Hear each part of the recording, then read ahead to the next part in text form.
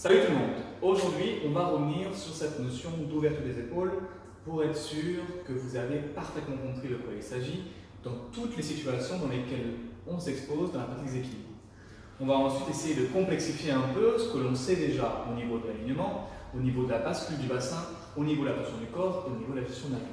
Donc encore une fois, l'ouverture des épaules, la flexion des épaules, ramener les mains au-dessus de la tête, ouvrir l'angle qu'il y a entre le bras et le buste, c'est grosso modo 80% de notre équilibre. Si vous faites ça, le bassin s'aligne au niveau des épaules et lorsque la masse du bassin est alignée au-dessus des épaules, qui sont elles-mêmes alignées au-dessus des mains, on a un équilibre. C'est ce qu'on a en équilibre ouvert, c'est ce qu'on a en équilibre en diamant, c'est ce qu'on a en équilibre droit. C'est pas ce qu'on a en équilibre en banane, mais comme on l'a vu, l'équilibre en banane, c'est pas forcément ce qu'on cherche au niveau efficacité. Donc encore une fois, la flexion des épaules, c'est ça.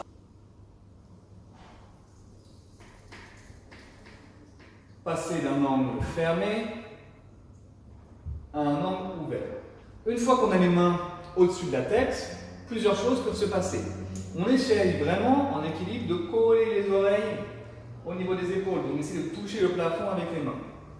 Au niveau de l'alignement en tant que tel, on peut soit ramener les omoplates ensemble, j'ouvre les épaules, je ramène les omoplates ensemble, soit essayer de les écarter l'une de l'autre, c'est-à-dire arrondir le dos.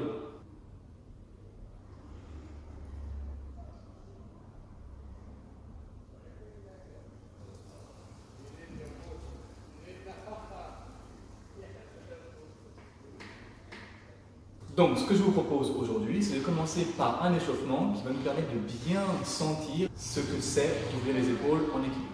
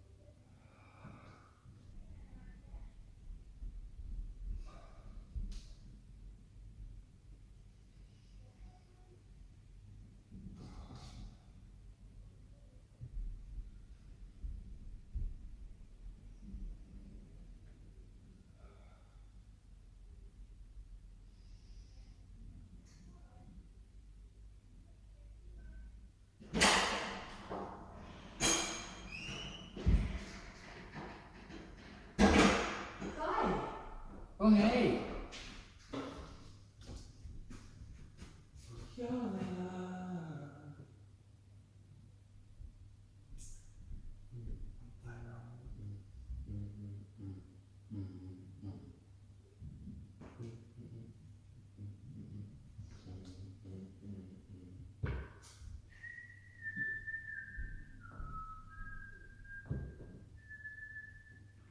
sipping on Tanqueray with my mind on the money and I'm out to the ganja. Oh, AG to the motherfucking back the money because of the low key. Yeah, you little dog.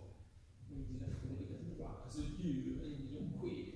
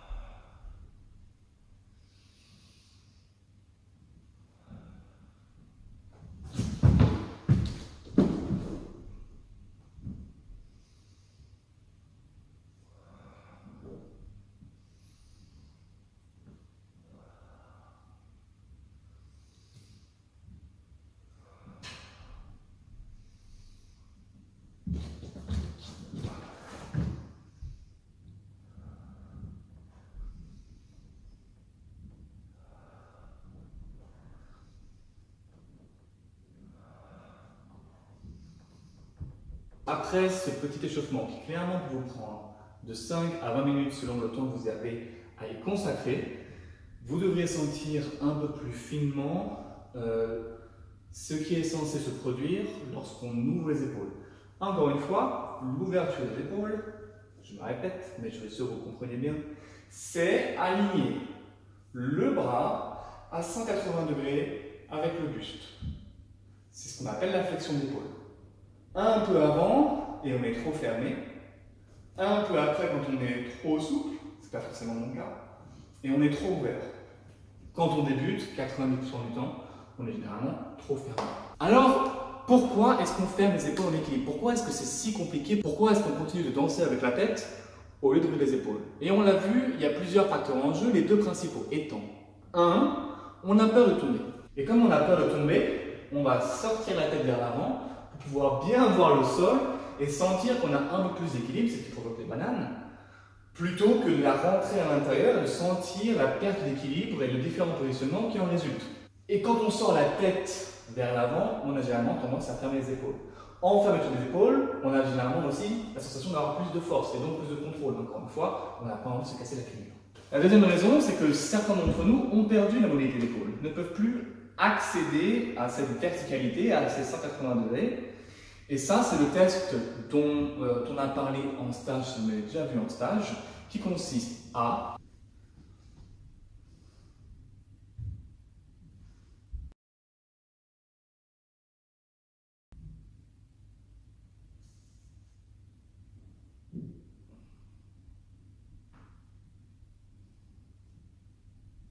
alors pas de panique, pas de panique, pas de panique, si vous n'avez pas touché le mur en gardant la tête, les épaules et le bassin et le bas du dos contre le mur, ça se travaille, ça prend juste un peu de temps. La différence se fera au niveau du placement du bassin.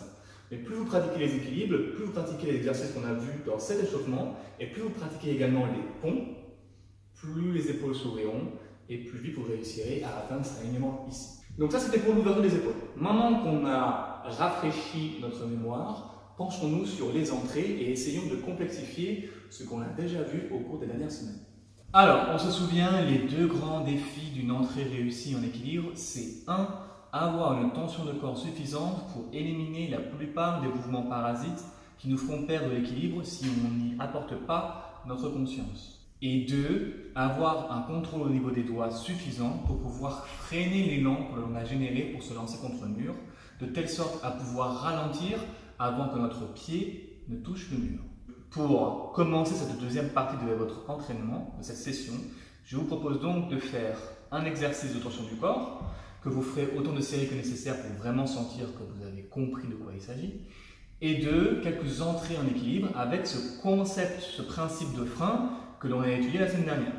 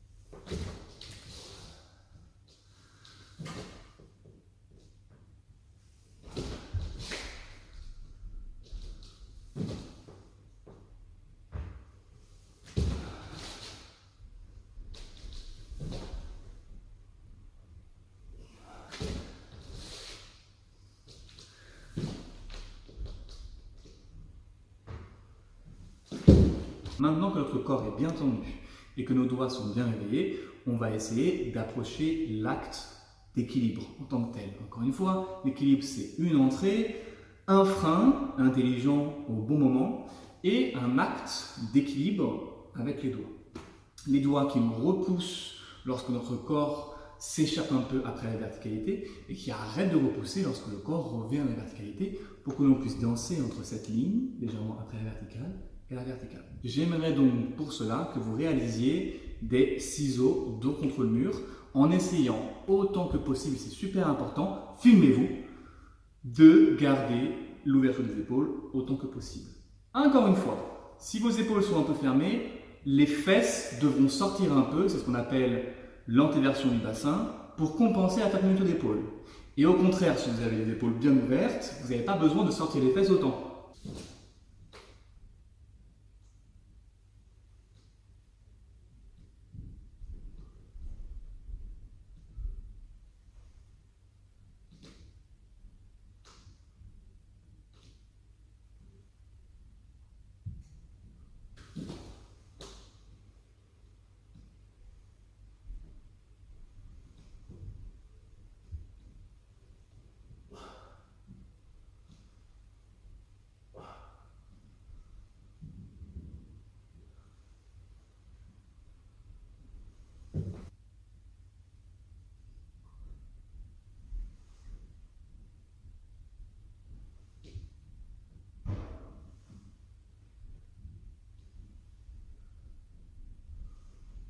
Dans cette version des équilibres, on se trouve dos au mur. Du coup, la peur n'est plus vraiment un facteur.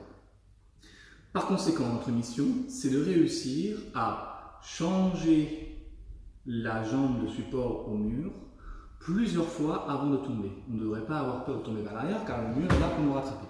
Votre objectif cette semaine, c'est de réussir à changer de jambe au moins 5 fois avant de retomber dans votre position initiale. Si vous pouvez faire plus, tant mieux, mais essayez de ne pas faire moins.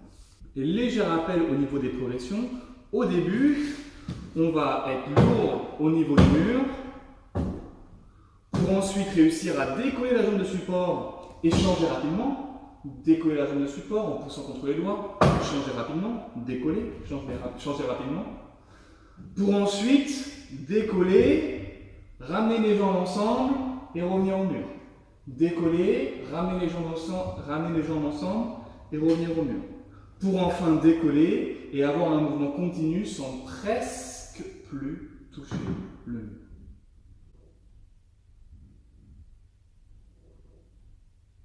Et la peur dans tout ça, parlons-en à nouveau, on l'a vu la semaine dernière, la peur c'est quelque chose qui se gère via 2 leviers principaux. 1. L'exposition contrôlée à une forme de risque. En l'occurrence, maintenir un équilibre contre le mur, c'est une forme de risque. Plus vos mains sont proches du mur, plus vous aurez peur de tourner vers l'arrière, plus il vous faut le faire. Et 2. L'acquisition d'une roue de sortie si efficace que vous pourriez la réaliser alors que vous dormez. C'est ça votre garantie d'un équilibre sans risque. Et c'est ça la condition sine qua non pour pouvoir réussir à transitionner sans perdre trop de temps ou à transitionner tout court entre des exercices réalisés au mur et un équilibre de 30 secondes sans mur. Tant que vous aurez peur, soit consciemment, soit inconsciemment, votre cerveau, bien foutu, ne vous laissera pas faire un équilibre tout seul. On va donc rajouter une couche de difficulté sur ce qu'on a vu la semaine dernière. La semaine dernière, on a vu comment faire une roue de sortie. Aujourd'hui, j'aimerais que l'on réalise cette roue de sortie ventre contre mur. Encore une fois, visez bas. Visez contrôle. Et une fois que vous l'avez fait plusieurs fois et que cela vous semble trop simple, augmentez la difficulté. Plutôt que de viser trop haut et de vous casser la figure. Parce que si vous vous cassez la figure, vous ferez 3 pas en arrière.